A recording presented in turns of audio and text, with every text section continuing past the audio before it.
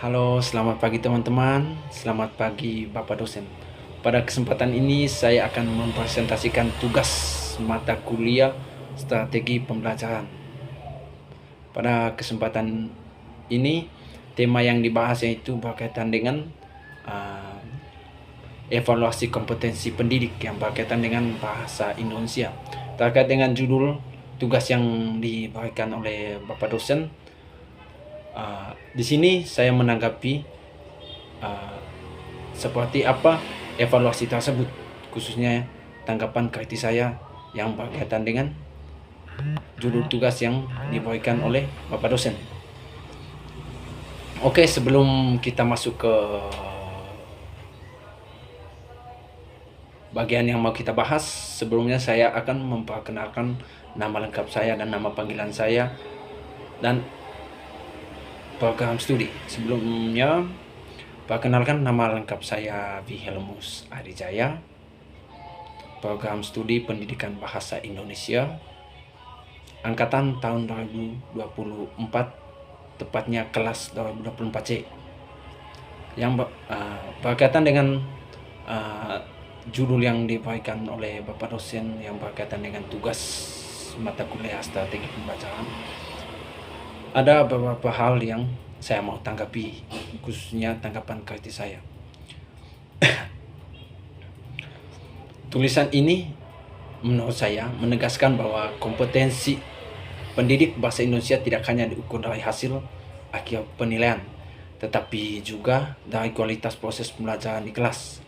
Walaupun video 1 dan 3 termasuk dalam kategori baik hingga saat baik, masih tampak kelemahan pada bagian awal pembelajaran, seperti kurangnya kata kaitan pengantar dengan materi serta tujuan belum dijelaskan secara jelas. Bagian awal ini penting untuk menyiapkan kondisi belajar siswa agar lebih siap dan fokus. Pada video 2 dan 4 yang berada pada kategori cukup, terlihat bahwa kendala utama terdapat pada pengelolaan kelas, pemanfaatan media, serta kesiapan lingkungan belajar.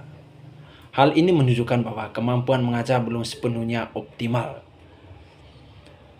Seorang pengajar tidak hanya dituntut memahami materi, tetapi juga harus mampu menciptakan suasana belajar yang nyaman, aktif, dan sesuai dengan kebutuhan siswa. Teman-teman, video yang ketiga ini mungkin saya akan menjelaskan secara spesifik, walaupun penjelasannya mungkin agak tidak memenuhi keinginannya teman-teman, tapi di sini saya hanya menanggapi bagaimana tanggapan kritis saya terkait dengan judul artikel tugas yang diberikan oleh Bapak dosen. Video yang ketiga ini menunjukkan contoh pembelajaran yang lebih efektif, terutama dalam interaksi dan pemberian umpan balik kepada siswa. Meskipun demikian, bagian akhir pembelajaran masih dapat ditingkatkan. Jadi di sini teman-teman, walaupun di pembelajaran awal atau interaksi siswa belum sesuai, tapi di bagian akhir pembelajaran semestinya mengangkat kita supaya kita meningkatkan mutu pembelajaran yang baik. Oke, misalnya dengan melakukan berbagai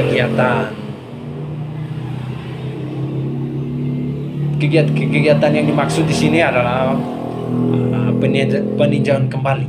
Tujuan peninjauan kembali terkait dengan materi teman-teman, supaya kita bisa memahami lebih dalam bagaimana materi yang kita bahas, mudah kita pahami atau mudah kita serapkan supaya dapat bermanfaat bagi kita. Mungkin hal ini lebih ke bagian isi atau substansi. Tujuan dari hal ini yaitu menunjukkan bahwa peningkatan kemampuan pengajar tetap perlu dilakukan secara terus-menerus. Secara umum, tulisan ini menegaskan bahwa kemampuan mengajar mencakup tahap awal, inti, dan penutup pembelajaran.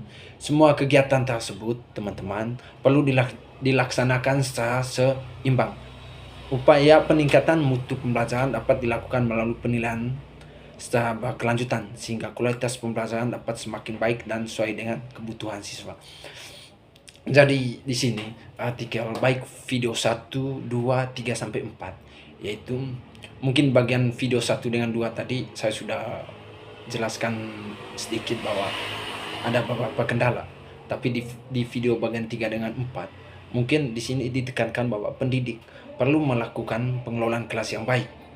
Tadi di sini bukan hanya pendidik yang dituntut untuk melakukan pengelolaan kelas yang baik, tapi siswa juga dituntut supaya bagaimana menanggapi setiap hal yang disampaikan oleh Bapak Ibu dosen. Khususnya contohnya saya sebagai siswa yang berkaitan dengan pengelolaan kelas, kita perlu melakukan yang namanya refleksi. Refleksi di sini yang dimaksud adalah bahwa kita sebagai siswa dituntut untuk melakukan berbagai hal yang positif.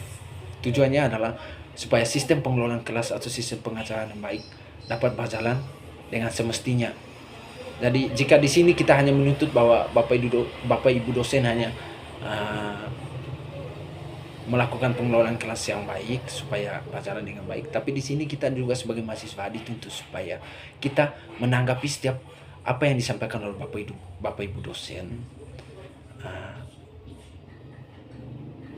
kita pahami, kita serapkan supaya sistem pengelolaan kelas yang baik itu dapat diterapkan dengan baik.